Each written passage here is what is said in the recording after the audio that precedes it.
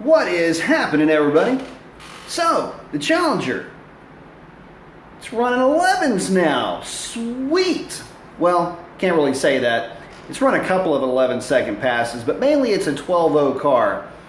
And just as a recap, here's the mod list. Leg Maker True cold air intake. I hand blended the intake runners. It's got a Mickey Thompson 275 40-20 drag radial and a Pice Performance tune. And that's it. And it's in the 12.0s with good weather. In bad weather, or at least in high DAs, it's in the high 12.0s, low 12 teens. Pretty much like clockwork. So now what do I do with the thing? Well, okay, so it depends on how much money I want to spend. If I want to spend zero, then I leave the car alone and I just go out and run 11 or a 12.0, have some fun with it. If I want to go any quicker though, I'm at a bit of a crossroads, because to go any quicker is going to mean that I got to spend a lot more money on the car. Give you an example. Long tube headers, $1,900. If I want to go ultralight wheel tire setup, it's about $1,700–1,800. Let's say I wanted to get really froggy and re-gear it. I don't know. Probably about $1,900, because the whole assembly is sold as a unit, and I would have to try to see if I could find a anyway, expensive. And besides, the gear ratio that I want, I don't think I can get. So unless somebody's offering up a 327 or a 331 rear gear, I can't do anything with it. So again, it's thousands of dollars though at this point. And it's really starting to encroach upon that. Well, hell, I can just put a supercharger on it. But I don't want a supercharged car. I want to leave it naturally aspirated.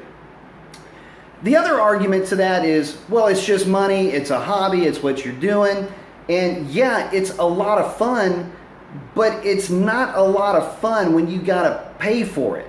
And so I was talking to a buddy of mine, and he goes, well, why don't you just post up a video and say, hey, if there's a manufacturer out there that has parts they want to have tested, well, they have them contact you. And I got to thinking about that. So that's a pretty good idea, but that's never going to happen. Look, I have contacted manufacturers of long tube headers just trying to get an idea for what kind of gains that they've seen, try to get ideas, in other words, what header primary length are they using, what pipe diameter are they using, how are they measuring it, inner diameter, outer diameter, and if they can get me some dyno sheets as far as how did the headers change the power output of the car. Yeah, crickets. Nobody could offer me any actual tech data on the parts that they're selling me. Damn, that sucks, because me being kind of a math guy and a tech guy myself, I want to see these types of results before I shell out the money. Plus, there's more than one set of long tube headers for these cars. I want to know what length primary they're using, what's the gauge of steel that they're using. I need to know all of that so I can make an informed decision. And although most of them can tell me at least what kind of material they're making their products out of, they cannot get me any other real data. That sucks.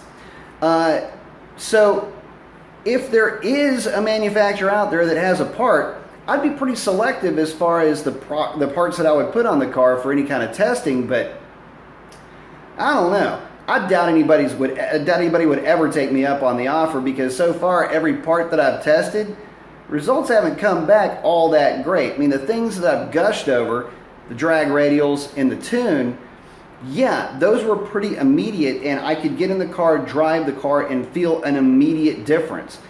Things that I haven't been too happy with, or at least that have been a bit lackluster in their results, the intake, big one right there. At least it's good. I mean, I saw a kind of a result, but I doubt that anybody would be really happy with the actual final result, or at least my opinion of the parts and the products and the installation.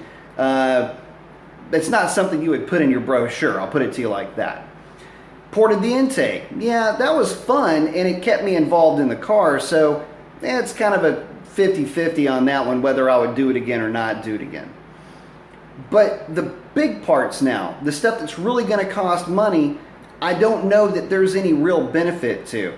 And because there's not enough of a benefit, and because I really can't get any solid data, it's leaving me a little bit kind of bummed out. And maybe I'll put a set of long tubes on it. I might play with the tune a little bit, maybe go a different set of wheels and tires, but that's in the future. We'll see.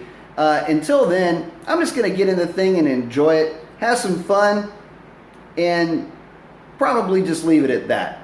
So anyway, post up what you got. Let me know what you're working on.